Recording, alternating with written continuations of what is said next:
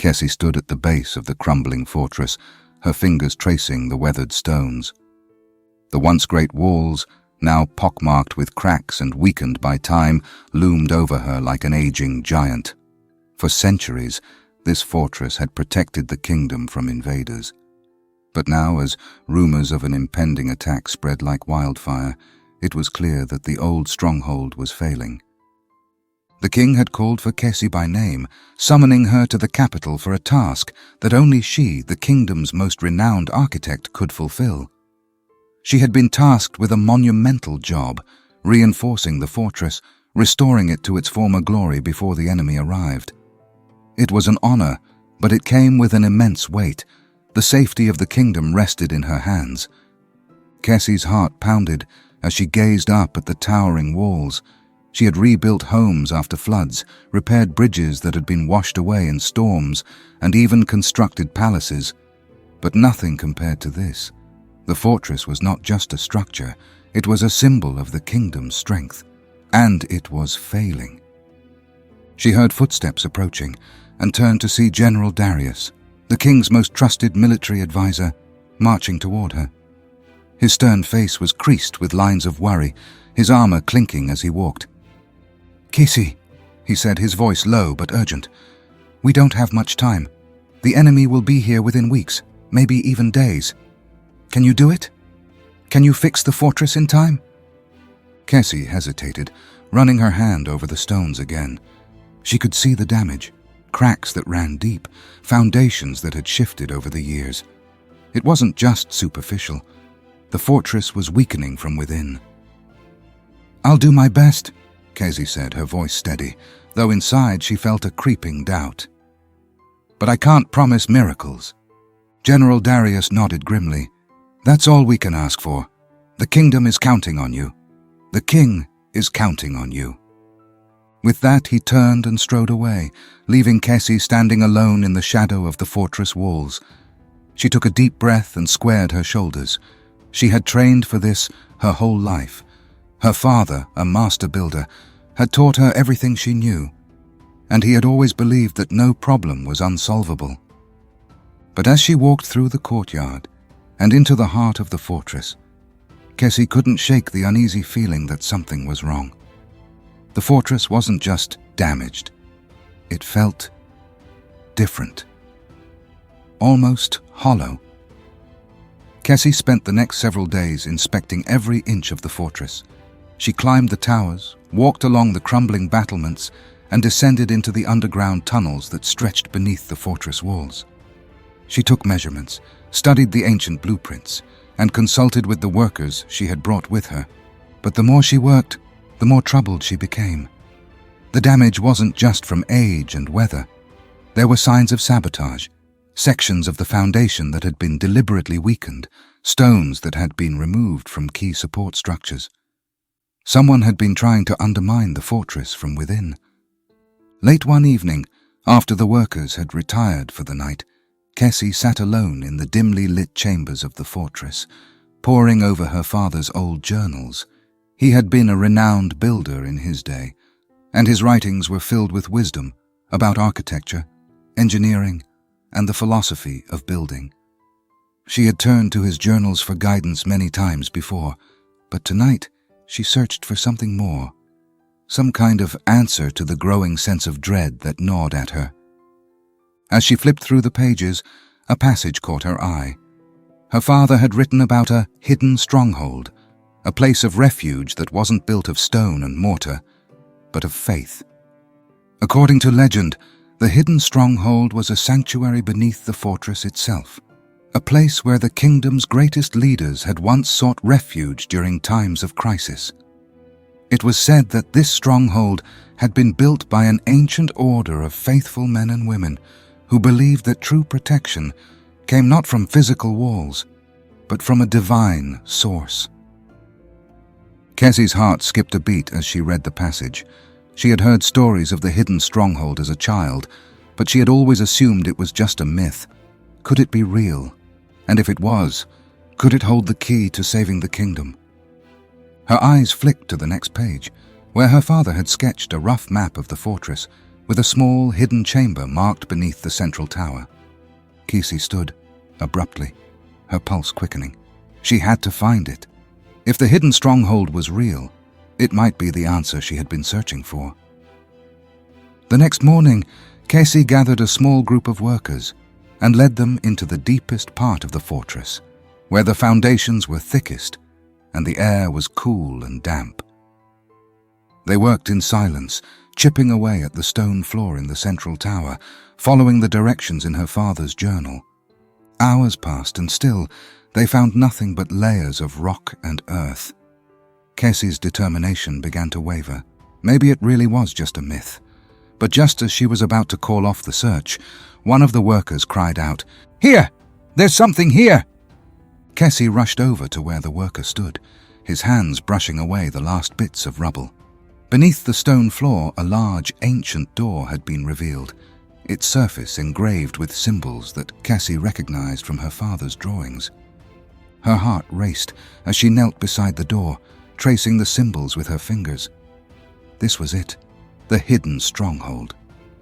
With the help of the workers, Cassie pried open the door, revealing a dark, winding staircase that led deep into the earth. The air that rose from the stairwell was cold and still, untouched by time. "We'll need torches," Casey said, her voice hushed. She didn't know what she expected to find down there, but she knew she had to go. The descent into the hidden stronghold was long and eerie. The flickering light of the torches cast strange shadows on the walls, and the air grew colder the further they went. Casey's heart pounded in her chest, a mix of excitement and fear swirling within her. She had spent her entire life working with stone and architecture, but this was something different. This felt like stepping into a legend. At last, the stairs ended and they emerged into a vast underground chamber. Cassie's breath caught in her throat as she took in the sight. The stronghold was nothing like the fortress above. It was simple, almost austere, with smooth stone walls and a single altar at the center of the room. But there was something about the space, a sense of peace, of sanctuary, that was palpable. The workers fanned out, exploring the chamber, but Cassie's attention was drawn to the altar. She approached it slowly, her footsteps echoing in the stillness. On the altar lay an old scroll, its edges frayed with age. Cassie carefully unrolled it, her eyes scanning the ancient text. The words were written in the language of the Old Kingdom, a language her father had taught her when she was young. As she read, a chill ran down her spine. The scroll spoke of the stronghold's true purpose. It had been built not as a physical defense, but as a place of spiritual protection. The leaders of the kingdom had once gathered here in times of great peril to pray for guidance and protection. It was a place where they had sought refuge, not from armies or invaders, but from the forces of fear and doubt that threatened to tear the kingdom apart from within. Cassie's mind raced. The fortress above could only hold so much power. It was built with stone and mortar, and like all things, it could be broken. But this hidden stronghold, this was something more.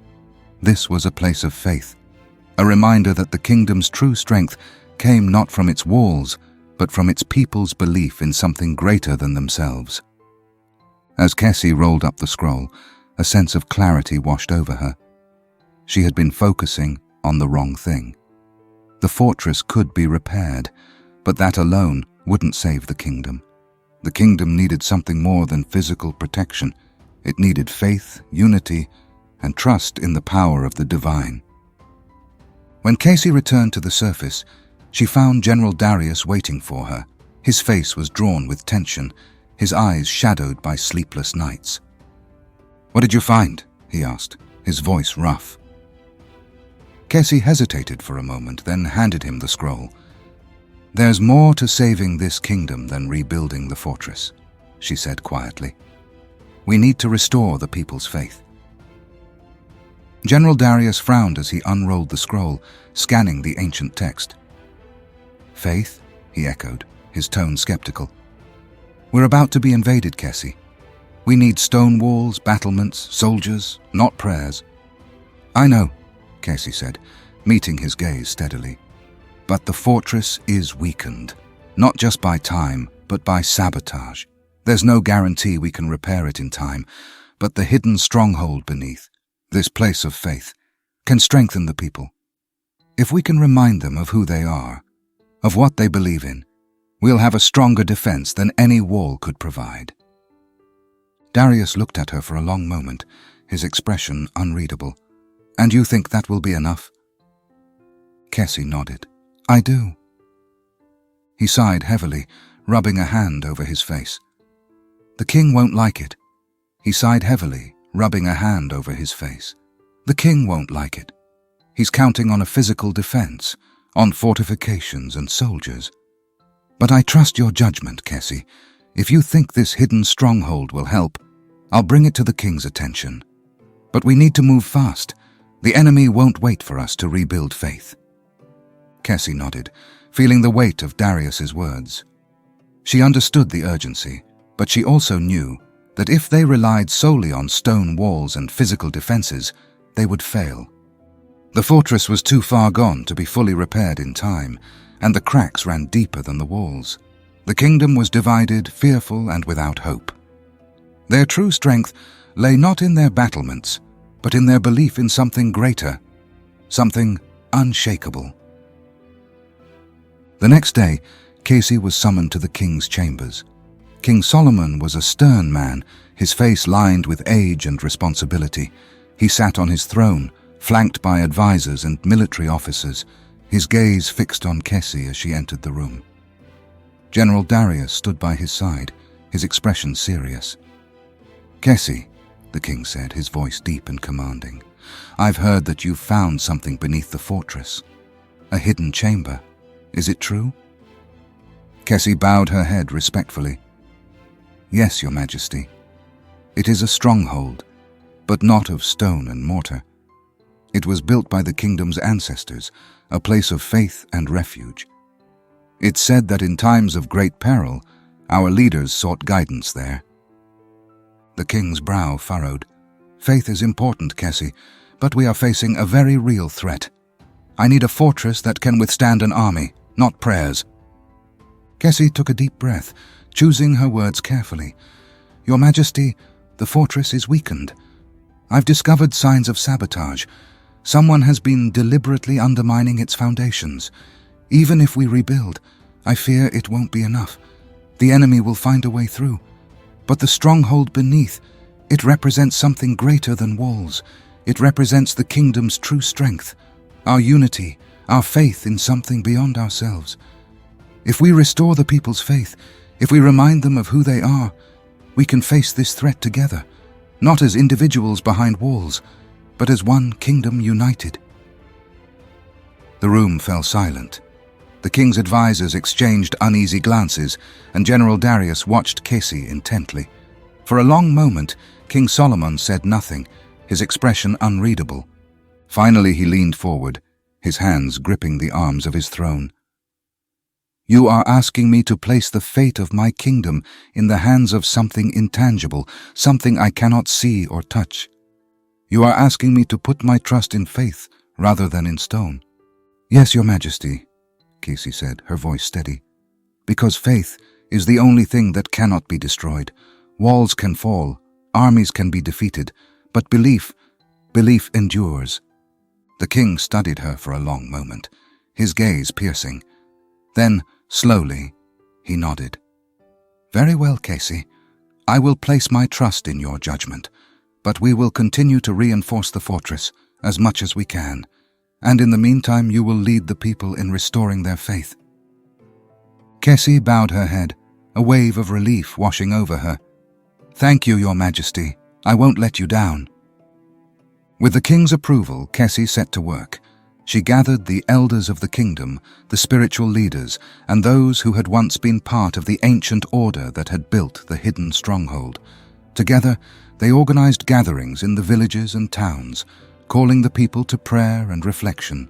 They spoke of the kingdom's history, of the strength that came from unity and faith. They shared stories of how, in times of crisis, the kingdom had always risen stronger, when its people stood together, not just behind walls, but in spirit. At first there was resistance. Many of the villagers were skeptical, their fear too great to place their trust in something as abstract as faith. They wanted walls, soldiers, and weapons, things they could see, things that could physically protect them. But as the days passed, something began to shift. The people, desperate for hope, started to listen. Slowly they began to gather at the hidden stronghold, offering prayers for protection, for unity, for strength in the face of the coming storm. Kessie watched as the stronghold beneath the fortress became a place of refuge once more. Not just for the leaders of the kingdom, but for the people. The hidden chamber, once forgotten, was now filled with the voices of those seeking guidance, praying for the strength to face the enemy together. The day of the attack came swiftly. Kessie stood atop the fortress walls, her heart pounding in her chest as the enemy army approached. The sky was dark with storm clouds, and the ground trembled beneath the weight of the enemy's march. General Darius was beside her, his face grim but determined. The soldiers of the kingdom stood ready, their weapons drawn, their eyes fixed on the advancing army. "Are you ready?" Darius asked quietly, his voice barely audible over the sound of the approaching army. Kessie nodded, though her heart was heavy with uncertainty. "As ready as I'll ever be." The enemy army came into view, thousands of soldiers, their banners flying high, their armor glinting in the stormy light. They were a fearsome sight, and Kessie felt a knot of fear tighten in her stomach. The fortress, though reinforced as much as possible, still bore the scars of age and sabotage. It wouldn't hold forever. But the stronghold beneath, that was something else. That was their true defense. As the enemy drew closer, Kessie closed her eyes and whispered a prayer, the words of her father's journal echoing in her mind. "The Lord is our refuge, our stronghold. In him we find our strength." Suddenly a rumble shook the ground beneath her feet, and Kessie's eyes flew open. The enemy soldiers had reached the walls, battering rams slamming into the gates with deafening force. The walls groaned under the impact, and Kessie could feel the cracks in the foundation widening. "It's starting," Darius muttered, his hand tightening on the hilt of his sword. But even as the fortress began to buckle under the weight of the attack, Kessie felt something else, something stronger. From beneath the fortress, from the hidden stronghold, she could hear the distant sound of voices rising in unison. The people were praying, their voices filled with faith and determination. It wasn't just words. They believed. They believed in something greater than walls, greater than the enemy before them. And then, something incredible happened. As the enemy soldiers pushed against the gates, a sudden, deafening crack rang out, not from the fortress, but from the earth itself. The ground beneath the enemy army began to tremble violently, and before Kessie's astonished eyes, the earth opened up beneath them. A massive chasm split the ground, swallowing the enemy soldiers in its wake. The battering rams fell into the abyss, and the army was thrown into chaos as the earth shifted beneath them. Kessie stared in disbelief, her heart pounding in her chest. The fortress hadn't saved them. The stronghold beneath hadn't saved them. Something far greater had intervened. Darius turned to her, his face pale with shock. What just happened?" Kessie shook her head, her voice barely a whisper. "I don't know, but I think we've been protected." The enemy army, now in disarray, began to retreat, their fear evident in their frantic movements. The ground continued to tremble, the chasm widening, cutting off any further attempts to breach the fortress walls. As the last of the enemy soldiers fled into the distance, Kessie felt a wave of relief wash over her. They had been saved, not by walls or weapons, but by something far greater than any human defense. In the days that followed, the kingdom rejoiced. The enemy had been defeated, the fortress had held, and the people were safe. But more than that, the people had rediscovered their faith. The hidden stronghold beneath the fortress became a place of pilgrimage, where people from all corners of the kingdom came to offer prayers and give thanks for the protection they had received. King Solomon himself visited the stronghold, kneeling in prayer at the altar where Kessie had first found the ancient scroll. He thanked her for her wisdom, for her understanding that the kingdom's true strength lay not in its walls, but in its people's faith. Kessie stood at the entrance of the hidden stronghold, watching as the king and his advisors prayed. She felt a deep sense of peace, knowing that she had done her part, that she had helped restore not just the fortress, but the spirit of the kingdom. Her father had been right all along. The strongest defenses weren't made of stone, they were made of belief. As Kessie left the stronghold and stepped out into the sunlight, she smiled. The kingdom would endure, not because of its walls, but because its people had found their faith again. The end. We hope you have enjoyed this story and have been inspired by it. If you have not yet subscribed to our channel, please do. Also, please like and share with others. It will encourage us to continue to make content like this available to you. Thank you.